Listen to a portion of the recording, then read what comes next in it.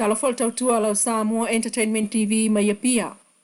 O lo fia ilo tono tina ya Telesia Valavala S-Leilua Ame le faafuase'i o Maliu faafuase'i. O lona to'alua ya Valavala sasa. Tolu sulfitu tausanga i le po o le astonai. Lua valu o Iulailua o lua tolu.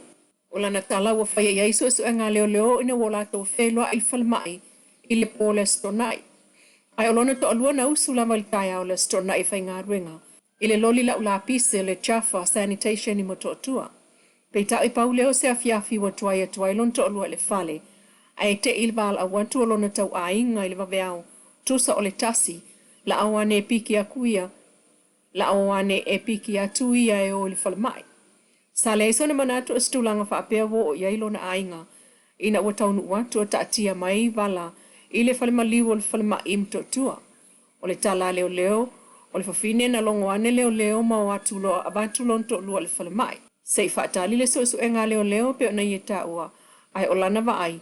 E fōlinga na fasi e seisi lona to'alua.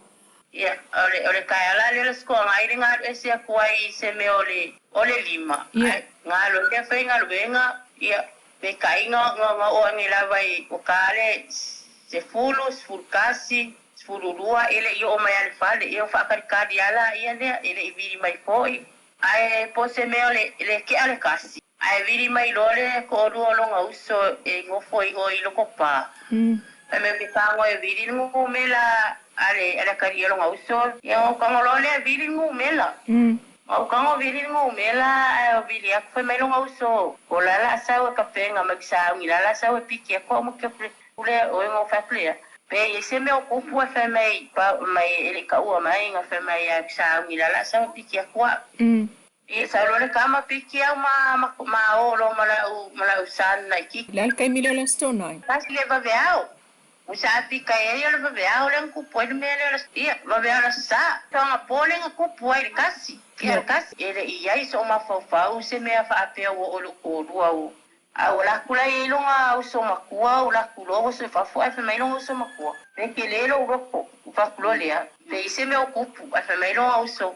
Peke lelo roko fa pe se me o ai o kaulo kilo ku le fale Maliu o fale mai le ka o ko mai lo ko o madi pa wa kala leo sa fe mai nga vili akule le fa finge male kala fe mai nga so ai ka ba fa lo mai nga le pa o ai mai wo ka ki akula wa so ka ba ya ile i mo ka ba le nga so a ya la lai pa isu suenga leo masai i ka kalenga nga fa ile ku langa e la o kilo ai angala vez ka vale penga ui ia ponga ai viole ku nga ole vai pole aseme ai lo ia nei lo nga ole ia sila fia me uma po pole nga ala ki kilo ia yung fori nga e pise me nga fasi ka ngaka o nga red fan mai pa wa kala fe me nga ole nga va ku nga e va ko ole ai le mafatia tele tina ya Telesia wo ia tatalo mai ai fo ile tunu safe so soniane ile sa ilinga o le mafuaanga o le Maliu o le tama o lana whanau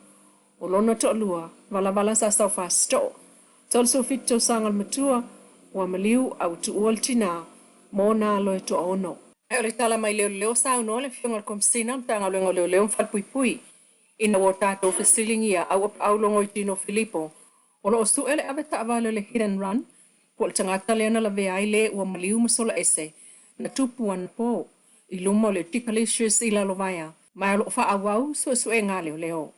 Le tautua lau Samoa Entertainment TV mai a pia Manuel Sapati o le li.